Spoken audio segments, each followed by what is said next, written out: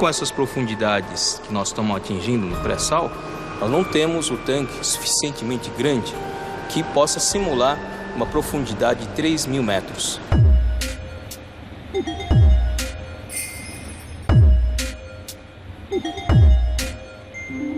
No tanque de provas, os pesquisadores geram dados sobre ondas, correntes marinhas e, em alguns casos, até ventos.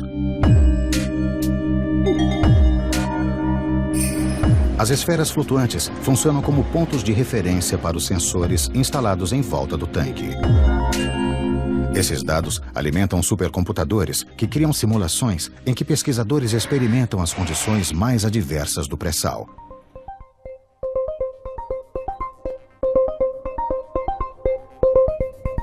Nós colocamos todo o resultado da simulação na sala de visualização 4D. Nós colocamos as pessoas que estão envolvidas no projeto para verificar se aquelas condições estão de acordo ou não. Se não for viável, nós simulamos outras condições, outras alternativas. No futuro, a própria tripulação dos navios poderá ser treinada nesses simuladores. As informações geradas no tanque de provas numérico e em outros laboratórios espalhados pelo Brasil são enviadas para uma rede de computadores superpotentes que simulam os piores cenários do ambiente marinho. O computador nos auxilia a interpretar essa complexidade do mundo real que nos cerca. Você pode considerar os efeitos de uma temperatura, de um aquecimento, o efeito de um ataque químico sobre o material que compõe essa estrutura. Então, você vai tornando o seu problema cada vez mais complicado. Isso demanda um computador cada vez mais poderoso. Todas as simulações em laboratório e testes em alto mar estão confirmando que é possível desenterrar o tesouro da camada do pré-sal. Mas, uma vez na superfície, todo o petróleo e gás que devem ser extraídos criam um novo desafio. Um pesadelo logístico.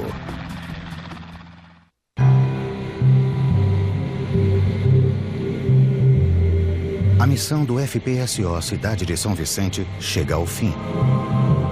Durante 1 ano e meio, foram realizados todos os testes necessários no Poço Pioneiro de Tupi para comprovar o potencial do petróleo do pré-sal brasileiro.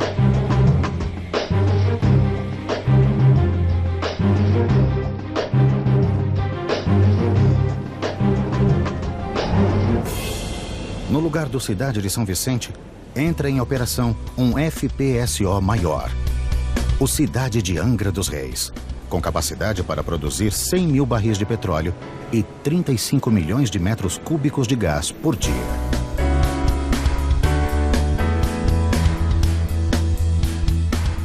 E nós vamos para uma outra área chamada de Tupi Nordeste, para fazer um outro TLD em outro poço e continuar esse trabalho. Desde a descoberta de petróleo em Tupi em 2006, novos poços foram perfurados com sucesso. E todos devem passar pelo TLD, o teste de longa duração, antes de entrar em produção. Entre 2010 e 2016, nós vamos implantar 11 sistemas de produção. É uma estratégia muito ousada, mas que permitirá nós chegarmos em 2017 com uma produção superior a 1 milhão de barris. Apenas 12 anos após a descoberta do pré-sal. Esse volume de produção, num espaço tão curto de tempo, exige uma mudança radical no sistema de logística.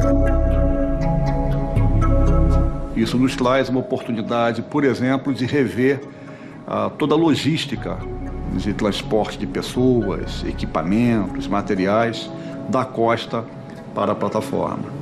Isso nos dá a oportunidade de rever também toda a logística de transporte dos produtos, do petróleo produzido, do gás natural produzido, do ponto de produção da plataforma até o litoral.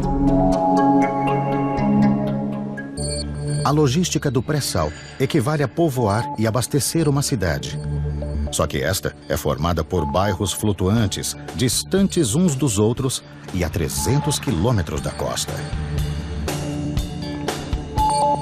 Cada unidade de produção é operada por aproximadamente 150 pessoas, em turnos de 15 dias.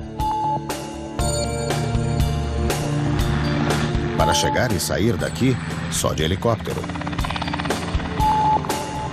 Quando nós começamos aqui, eu não podia carregar mais do que 7 pessoas dentro do helicóptero, porque não teria autonomia. Hoje tem novas aeronaves projetadas e contratadas para atender aqui a área do pré-sal, que elas podem trazer até 18 passageiros e levar 18 passageiros sem nenhum tipo de limitação. Atualmente, só a companhia brasileira transporta 65 mil funcionários por mês. Com a exploração do pré-sal até 2020, esse número deve duplicar.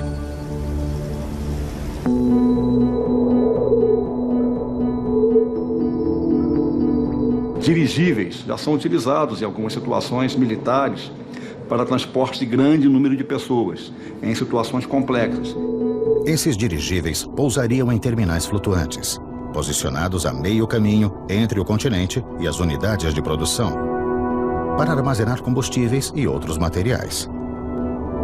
Os passageiros seriam então transportados em helicópteros menores até as plataformas. Mas ainda há um problema logístico que está tirando o sono dos engenheiros.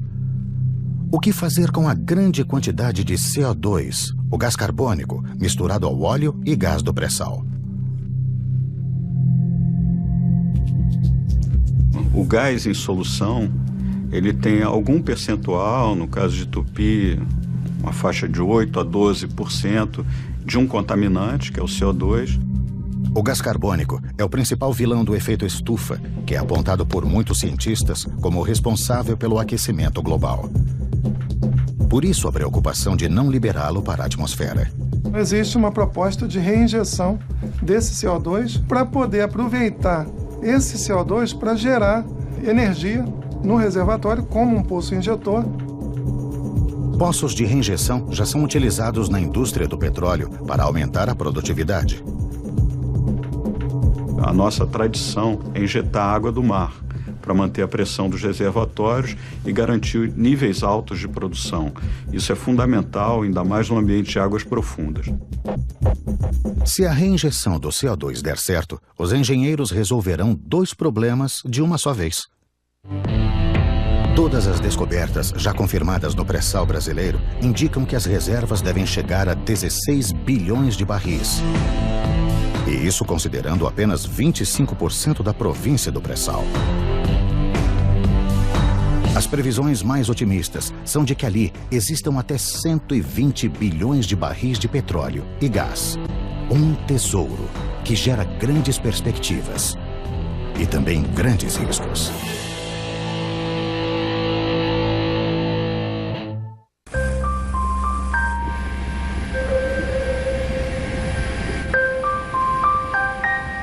No dia 20 de abril de 2010, a sonda Deepwater Horizon, da companhia British Petroleum, que perfurava um poço no Golfo do México, explodiu, matando 11 pessoas e ferindo 17.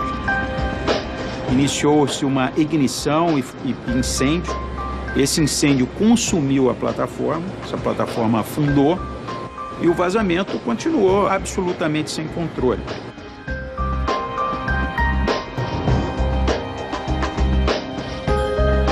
Começava ali o maior desastre ambiental da indústria do petróleo.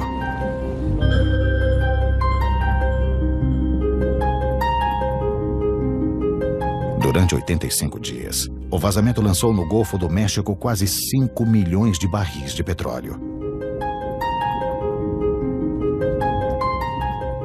O acidente superou o do petroleiro Exxon Valdez, ocorrido no Alasca em 1989.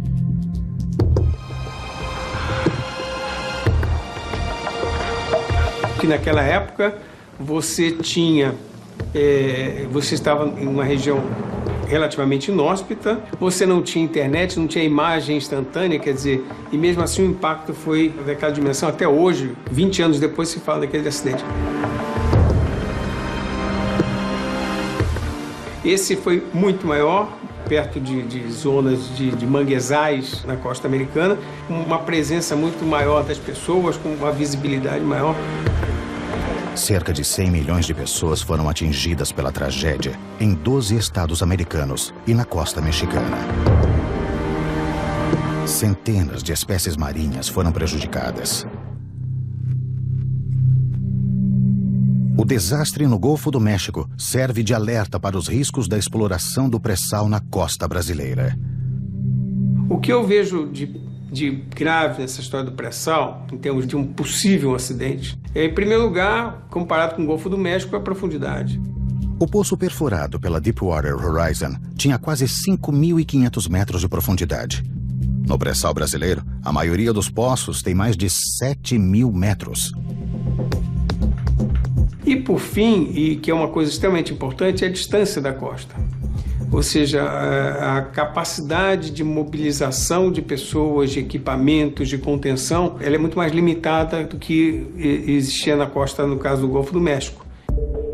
No Golfo do México, a Deepwater Horizon estava a 66 quilômetros dos portos mais próximos. Na costa brasileira, os portos de onde sairia o socorro estão a pelo menos 300 quilômetros das áreas de exploração, quase 5 vezes mais distantes. Em outubro de 2010, investigadores americanos identificaram falhas humanas na gestão da empresa inglesa, principalmente quanto ao aspecto de segurança. São vários equipamentos e procedimentos e falhas humanas que se misturam